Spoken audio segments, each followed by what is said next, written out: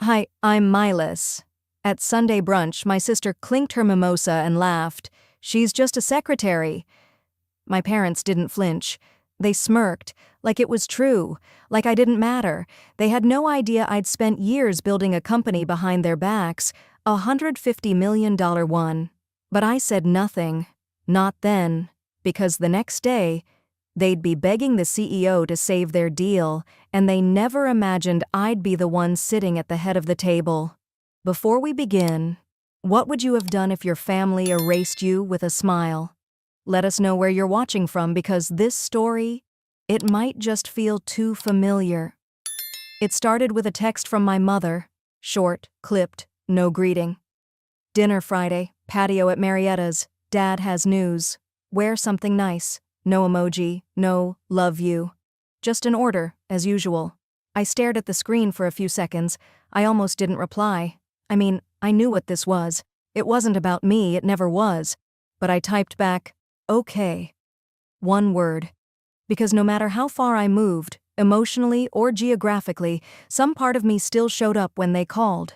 Friday came. Spring in Los Angeles meant soft wind and flowering trees, but even the breeze couldn't cool the nerves gathering in my chest as I parked across from Marietta's. I sat in my car for a few minutes, just breathing. I'd chosen a navy blouse, clean jeans, and my favorite low heels. Modest, neat, nothing flashy. When I walked up to the hostess stand, I saw them through the glass. My parents, my sister Callista, her fiancé Grant, and a few others I didn't recognize. My mother caught my eye for a second, then quickly looked away. "Party of 7?" I asked the hostess, managing a polite smile. She glanced down. "You must be Milas. They're already seated." Of course they were. The patio was strung with delicate lights, little globes that swayed above the tables. The place smelled of rosemary, grilled fish, and money. My mother gave me the kind of smile you'd give someone who forgot to RSVP. "Oh, there she is," she said, tapping the rim of her wine glass. Callista was glowing. White satin blouse, tan skin, earrings that probably cost more than my rent. "You made it," she said without rising. Dad barely looked up from his phone. I sat at the end of the table, 3 seats from the center next to someone named Renee, one of Callista's law school friends. She didn't ask me anything, just gave me a tight smile and turned back to her truffle fries. Dinner started. A waiter came by. I ordered grilled chicken and soda water. Others asked for cocktails, sea bass, filet. Conversation drifted around me like steam, talk of new deals, tech stocks, destination weddings. I said nothing until Callista stood. "Before dessert," she said, raising her glass, "a toast." Her voice lifted just enough to pull everyone's attention. "To my amazing fiancé for locking in the Hayward account this morning. To Dad for preparing to take his company global." A pause. "And to me for closing 2 major partnerships this week. And to Milas." I looked up. "Who, as always, keeps the office coffee stocked." Laughter rippled through the table. Light, amused. My parents chuckled. Even Grant smirked. I didn't move, just held my water glass. My throat had gone tight, that kind of tight that sneaks in when you're trying not to show it. I forced a swallow, said nothing. Callista grinned wider. "Just kidding," she added, as if that made it any better. Renee whispered something under her breath to the guy beside her. I caught the word, assistant. Mom flagged the waiter and asked for more wine. No one looked at me. No one asked how my week was. Then came the card. Callista reached into her clutch and flicked something across the table. It landed face up next to my fork. It was cheap. Matte black, poor font. My name, Milas Portman, and below it in lowercase, Administrative Support Specialist. "In case anyone needs a secretary," Callista chirped. Even the waiter paused before placing the tiramisu. My dad gave a snort of a laugh. "Resourceful," he muttered. I stared at that card, didn't touch it for a second. Then, calmly, I slipped it into my purse. That moment will stick with me forever. They thought I was still beneath them, still that girl who organized pens and made copies, still the one they could ignore, dismiss, laugh at. They didn't know. Not really.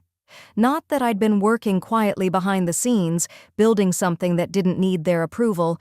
Not that I'd signed the founding documents of the very platform they were planning to pitch to tomorrow. And definitely not that the $120 million deal Dad was about to beg for would land on my desk Monday morning. I kept my face neutral. I smiled at the dessert, took a small bite, and let them laugh. Because soon, they wouldn't be laughing.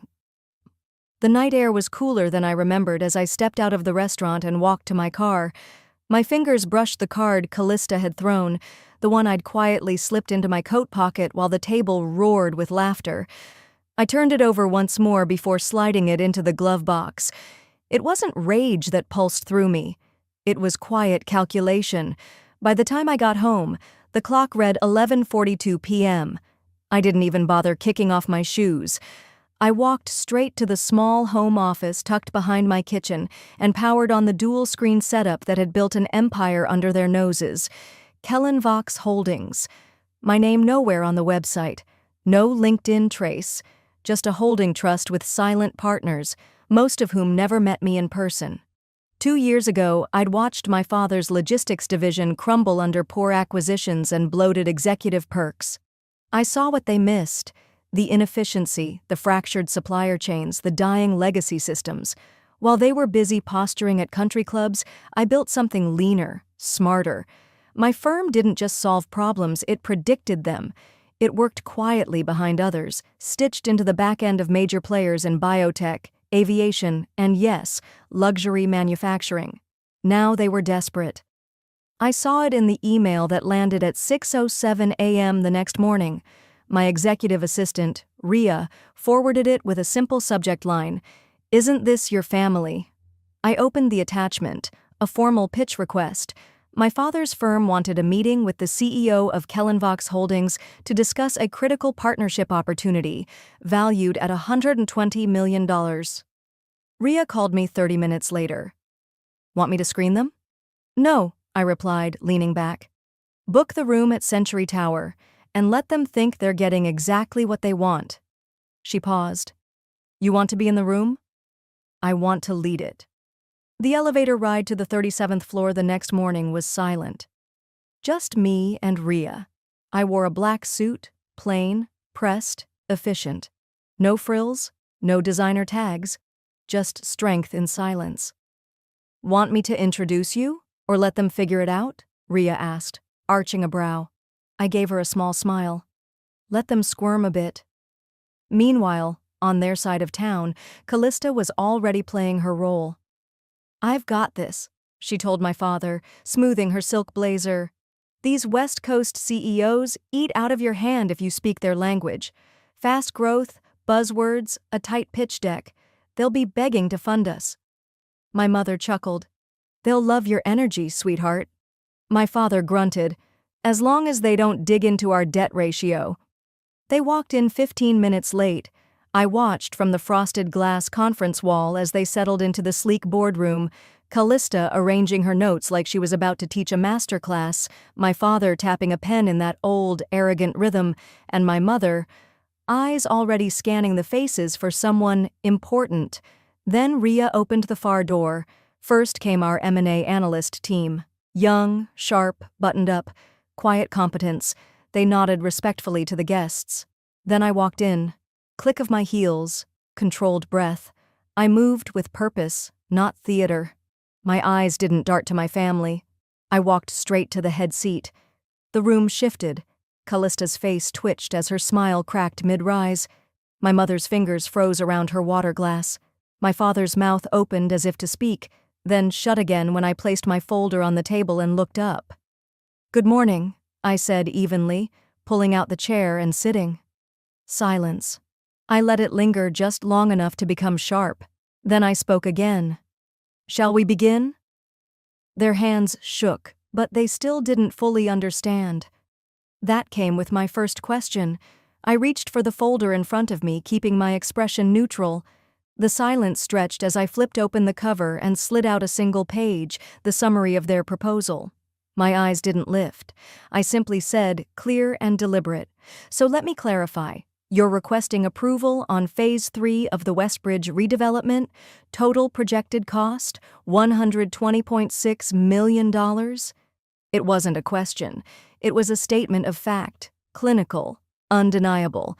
No one spoke at first. The polished room suddenly felt too still, like time had slowed just enough for them to feel the weight of every second passing. Douglas finally broke it, clearing his throat. We were, expecting the CEO? I looked up, not a twitch in my face. You are. Callista blinked, visibly thrown. Wait, you're the CEO of Kellenvox? I gave a slight nod. I'm the founder. But yes, I'm also your final approver. Elaine's lips parted, but no sound came. She looked as if someone had pulled the floor out from under her. Callista leaned in, still trying to collect herself. I mean, Melis, we didn't realize. That's impressive. I didn't respond to that. My father adjusted in his seat, forcing a smile that didn't reach his eyes. It's not personal, sweetheart. This is just business. I met his gaze. Exactly. So let's proceed accordingly. That wiped the false warmth from his face. I glanced down at the second document, an asset breakdown for Lot D. You included a valuation here that assumes zoning approvals have cleared for commercial build-out, I said, tapping the figure with the tip of my pen.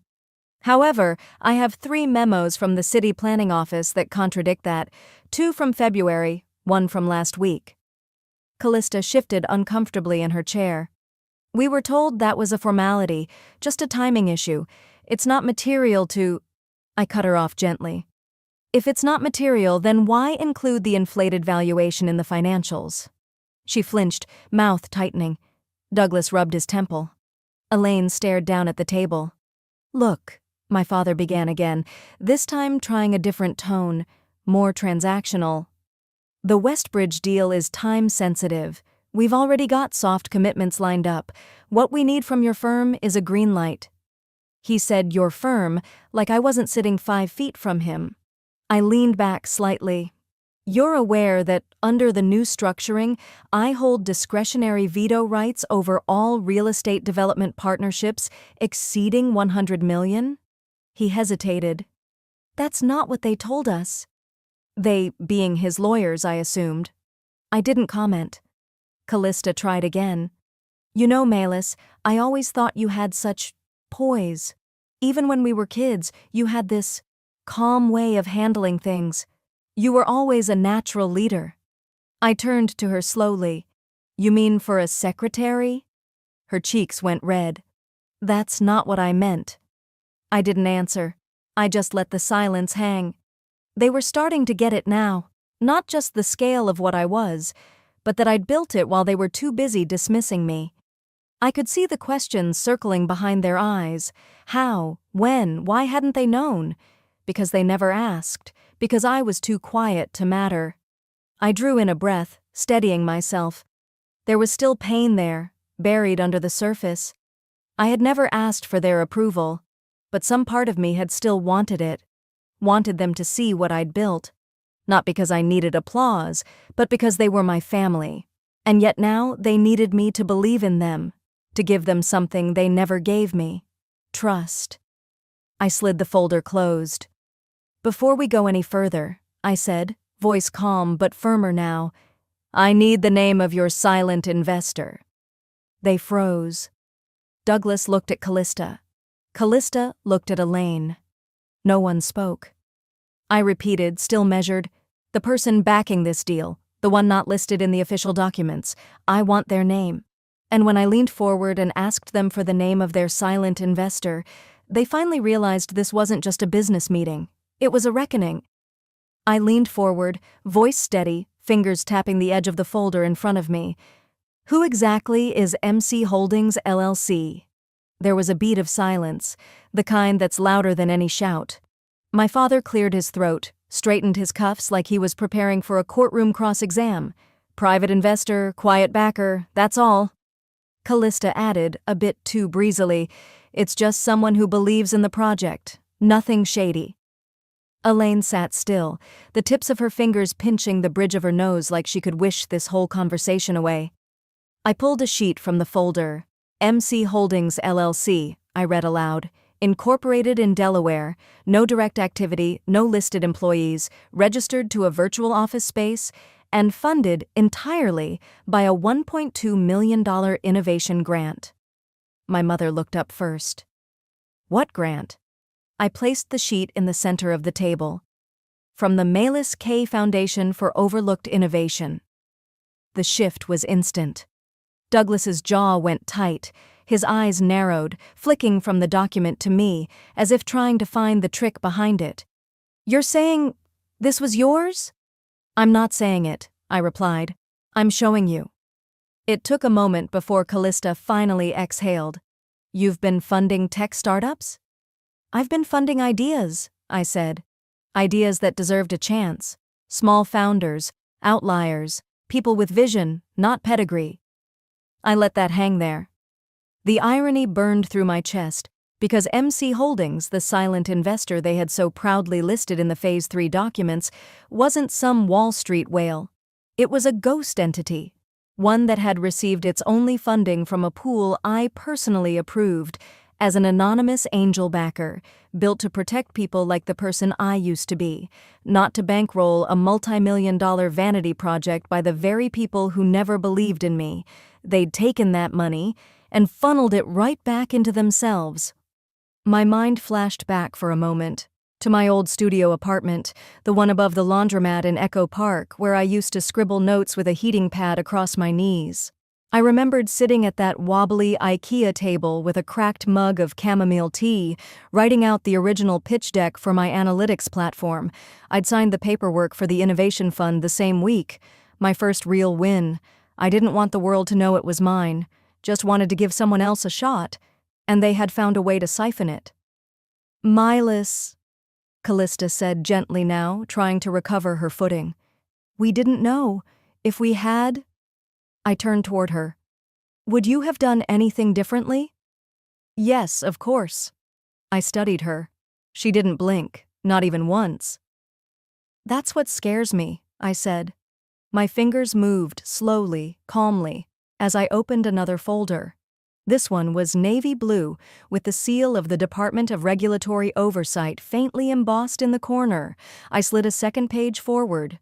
Per Section 12 of the grant agreement, any fraudulent use, particularly for personal gain or familial connection, is grounds for formal audit and return of funds, effective immediately.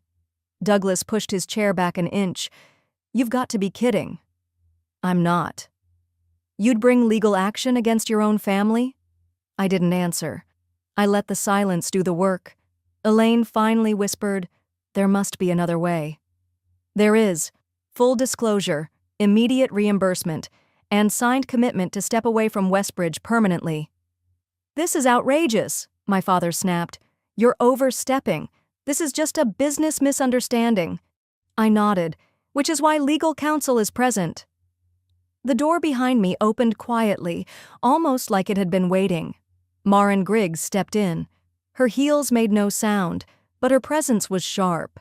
She was one of the best compliance attorneys on the West Coast, and, until today, a ghost in the background of my firm. Copies have been filed, she said. We're formally requesting review of all accounts connected to MC Holdings, retroactive to the first withdrawal. Failure to comply within 72 hours constitutes default. Douglas's face turned red. You brought a lawyer? I brought a witness, I said, because I've learned something. When people pretend long enough that you're invisible, the only way they see you is on paper. Elaine's hand covered her mouth. Callista didn't speak. She just stared. At the document, at me, at the way the room had flipped without warning. I looked at my father, his eyes now darting between me and Maren. You said this was just business, so let's treat it like one. He didn't respond. Maren placed a sealed envelope on the table and stepped back. The air in the boardroom had thickened. No one moved. Even the junior staffers sat paralyzed, unsure whether to breathe or bolt. But I sat still. Not from fear, but from something sharper. Clarity. because what was playing out in front of me wasn't about contracts or funds anymore. It was about what happens when the people who raised you think your silence is permanent, when they believe they can erase your power simply because they never acknowledged it to begin with. Callista finally whispered, "You can't do this to us." I didn't look up. I just said, "You already did it to yourselves." And that's when my mother, always the quiet one, stood up, trembling, and she said something that shattered every memory I had of childhood. The rustle of her silk blouse was louder than her voice. Elaine slowly pushed her chair back. The legs scraped against the floor with a sound that made everyone freeze. She didn't look at anyone directly, just out, toward the row of tall windows. The sunlight was soft now, angling through the glass in long, golden bands across the conference table. A kind of peace, false and mocking. Her voice was thin, almost distant. "We were surprised. You became anything at all." I blinked. I wasn't even sure I'd heard her right.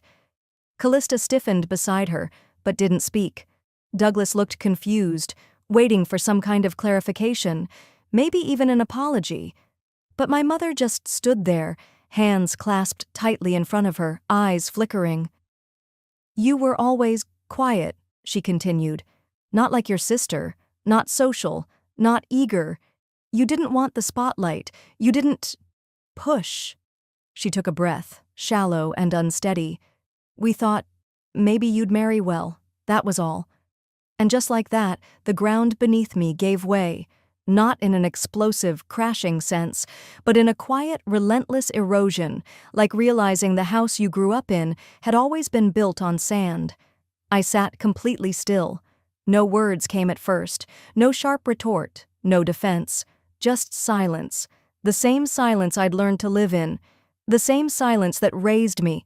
My fingers curled slightly on the leather edge of the boardroom table. I looked down at them, steady, adult hands, not the small hands of a girl once folded over a science fair trifold. And just like that, a memory unspooled without warning. I was 13, hunched over the kitchen table, glue stick in hand, carefully pasting data points onto my poster for the middle school science fair. It had taken me 2 weeks to build the prototype for a low-cost water filtration system. I'd saved every receipt, cut the tubing with dull scissors, tested it 3 dozen times. I thought, maybe this time they'd notice. But I remembered what actually happened. My mom had walked right past me, her heels clicking against the tile. She stopped by the doorway, smiled, and turned to Callista, who was modeling a new cheer uniform in front of the mirror. "You look beautiful, baby," she'd said. "Smile more, honey." She hadn't even glanced at the poster.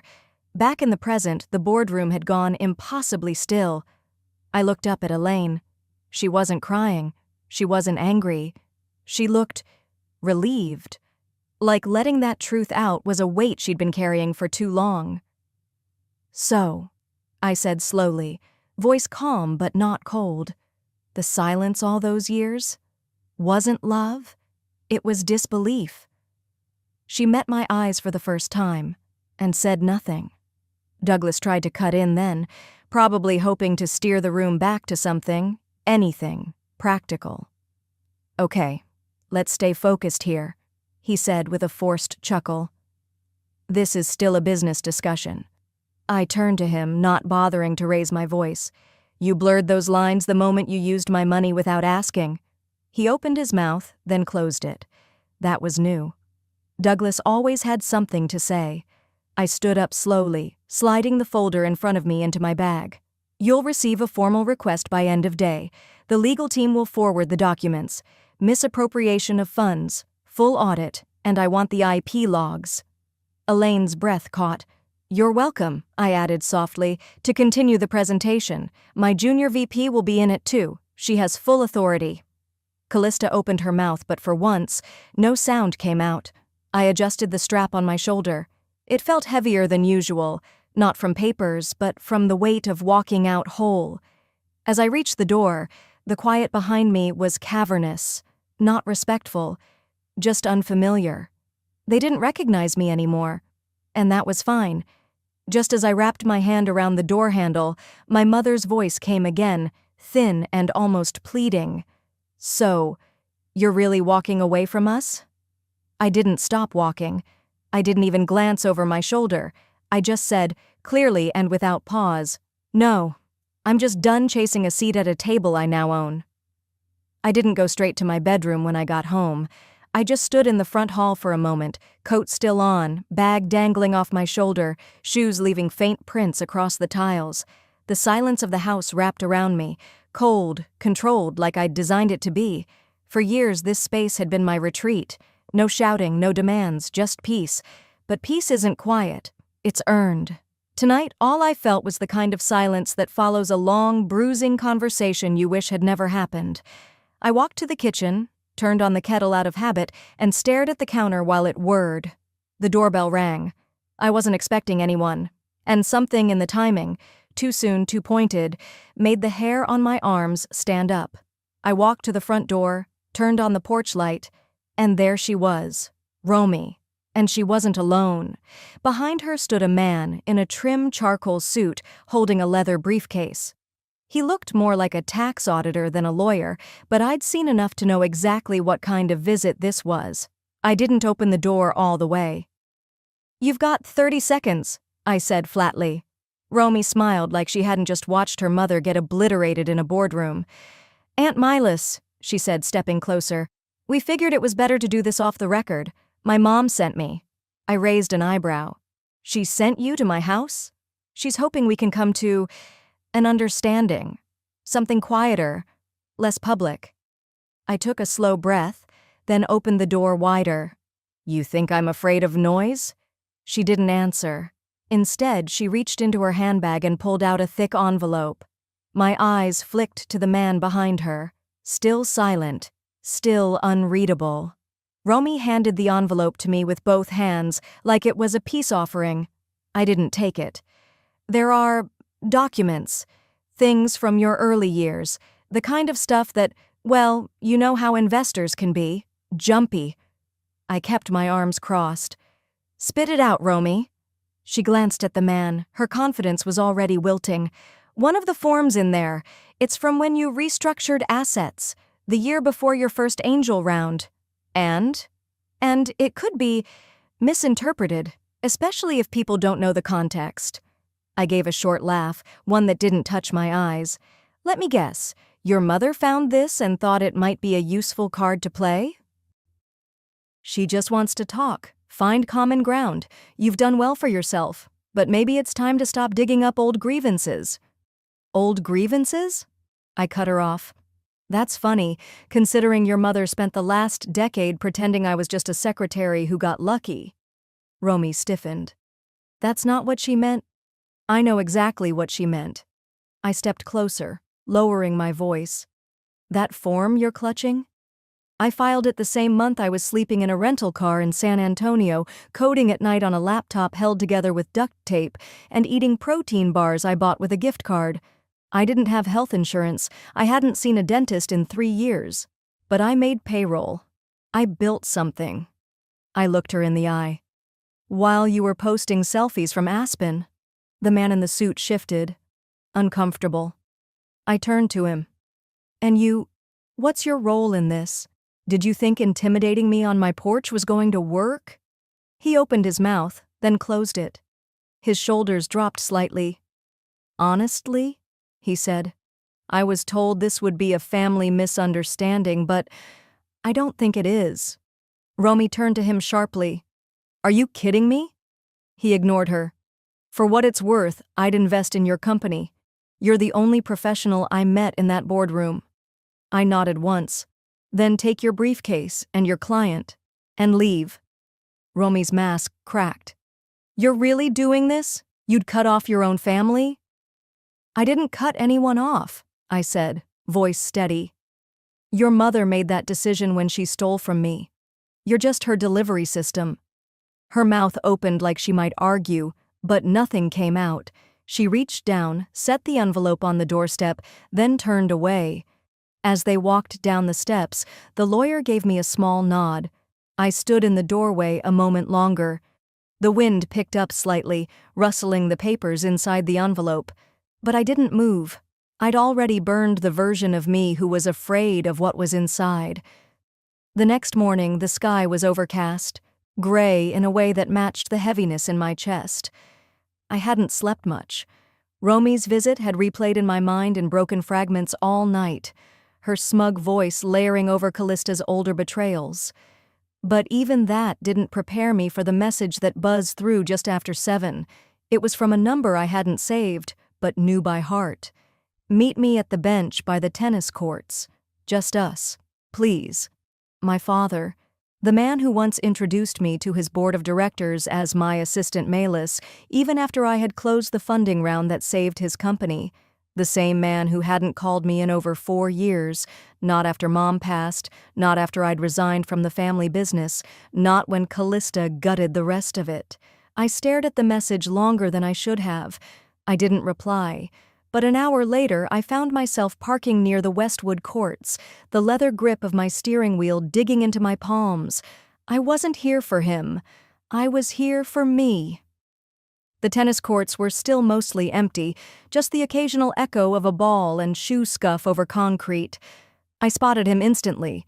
Gray windbreaker, sunglasses perched even though the sun hadn't decided whether to show, same posture, same tilt of the head like he was calculating ROI on a weather forecast. I sat down at the far end of the bench.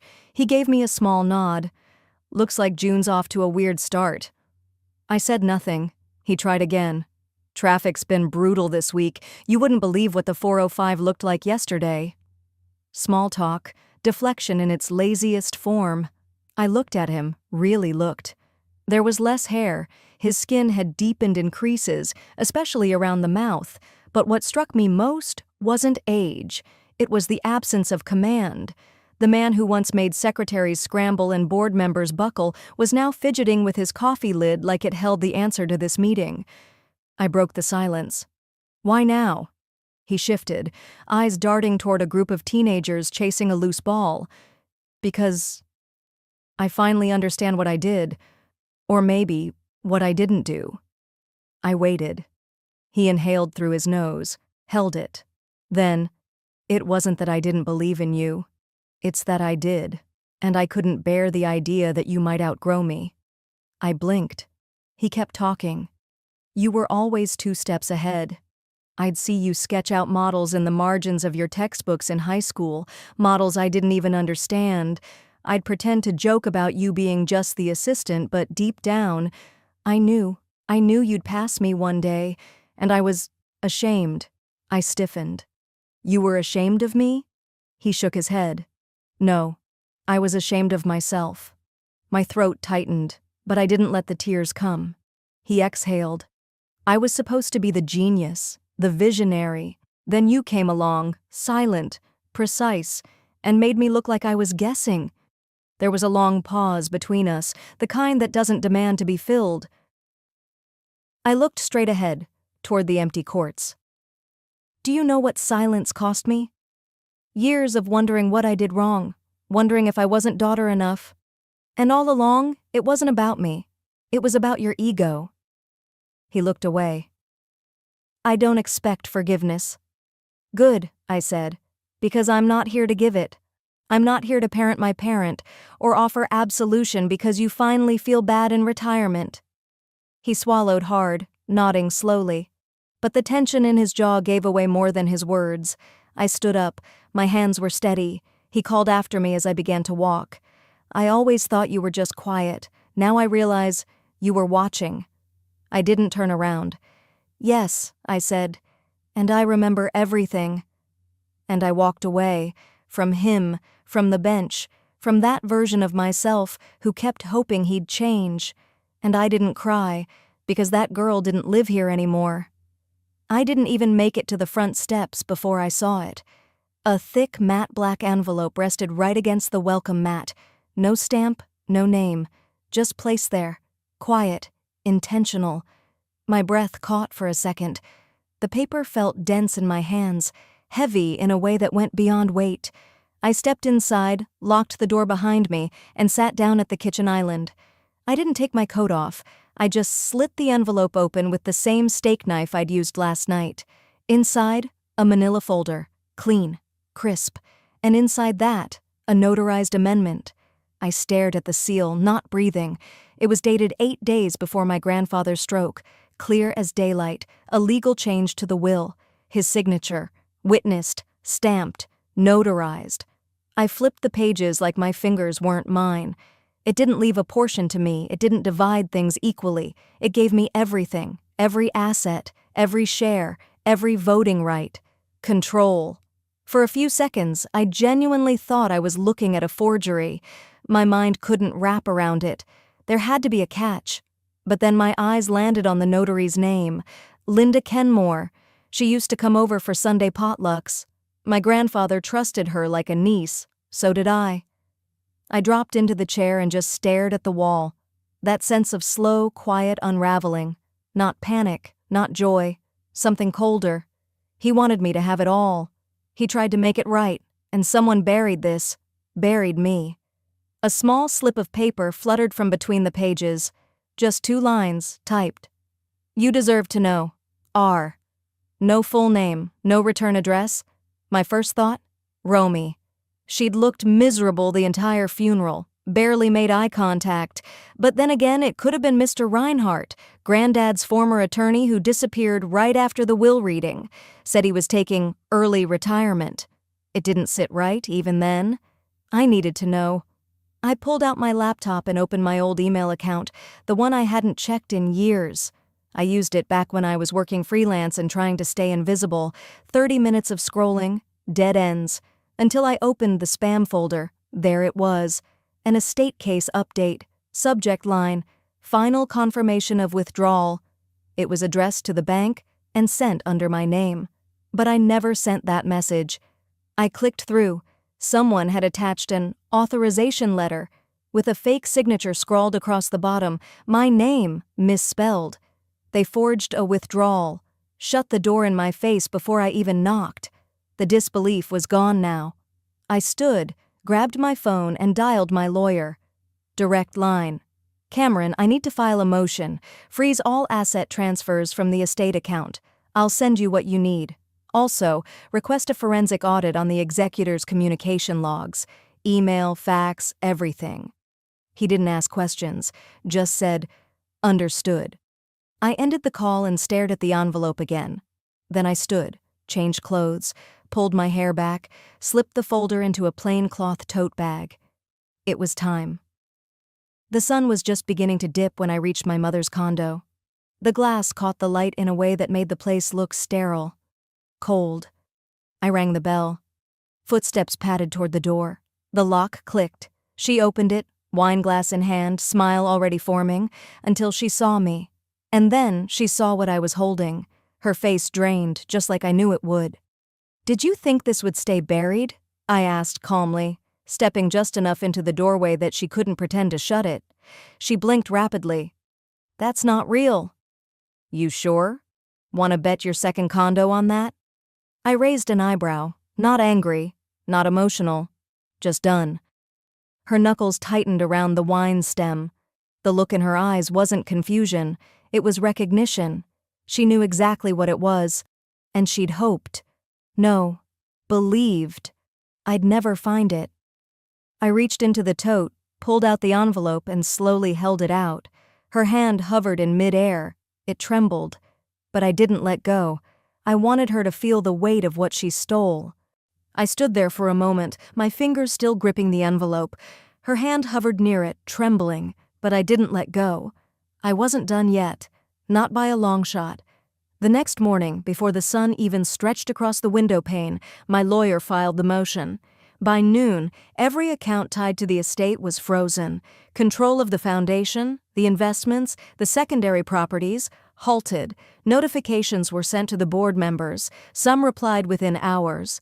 Others? Radio silence. I didn't need their approval, just their acknowledgement. The following day, I sat in a conference room at Rothman and Brooks, across from 3 estate attorneys, 1 court-appointed monitor, and an outside mediator. Callista arrived first, in a pale gray pantsuit like she was headed to brunch. My mother came 10 minutes later, clearly rattled. She looked smaller than usual, like the fabric of her confidence had begun to fray. I walked in last. I wasn't late. I was deliberate. A leather folder under my arm, hair pulled back, not a speck of makeup. I didn't need war paint, just truth. I didn't sit right away. I placed the amendment, clean, notarized, official, on the table and slid it across slowly. Silence, not the shocked, gasping kind, the kind that drops like a weight in the middle of a room and makes every throat tighten. Callista didn't speak. Her eyes stayed fixed on the document like it might combust. My mother blinked once, then twice, then looked away. Finally, Douglas, the estate's internal advisor, cleared his throat. We didn't know it was real. We thought— You didn't want it to be real, I interrupted, my voice even. That's different. My mother leaned forward slightly. You don't have to go through with this, Melis. We can resolve this like family. I gave her a long look. Is that what you call what you did? Family? She tried to smile. Sweetheart, this doesn't need to be humiliating. This isn't humiliation, I said, calm and slow. This is documentation. Her face paled, and for once she didn't have a comeback. I waited a beat, just long enough for the room to remember who they had underestimated. You all thought I was just quiet, the one who wouldn't speak up, the one you could push to the edge and still expect her to come back smiling, empty-handed. I inhaled slowly and looked each of them in the eye. But I wasn't quiet. I was listening, learning, watching. While you scrambled and whispered and buried truths, I built something of my own. And I protected it. Callista shifted in her seat. Her usual smirk was gone. There was nothing behind her eyes but dread now. I'm not doing this for revenge, I added. I'm doing this so that one day, when I look at myself in the mirror, I don't see someone who let people walk all over her and called it love. I stood. No shouting, no tears. Just a firm, final presence. I gathered the envelope, looked around the table once more, and walked out. No one followed, not because they didn't want to, but because they finally understood they couldn't reach me anymore. It was nearly dusk by the time I pulled into my driveway. The neighborhood was quiet, peaceful even. Inside, I placed the folder gently on the kitchen counter and poured a glass of water. I sat by the window and played an old voicemail, one I hadn't touched in years. My grandfather's voice crackled through. Don't let anyone tell you who you are, kiddo. You're already more than they can handle. I smiled. Not the triumphant kind, the kind that comes from deep recognition, of pain, of love, of resilience. For years, I thought being silent meant I was preserving harmony, that if I didn't speak, I wouldn't make things worse. But silence isn't always peace. Sometimes it's just a way to survive in a room where no one wants to hear you. And once you've survived, you get to choose the kind of legacy you leave behind. So tell me, do you think I was too harsh, or did I just stop shrinking to fit their comfort?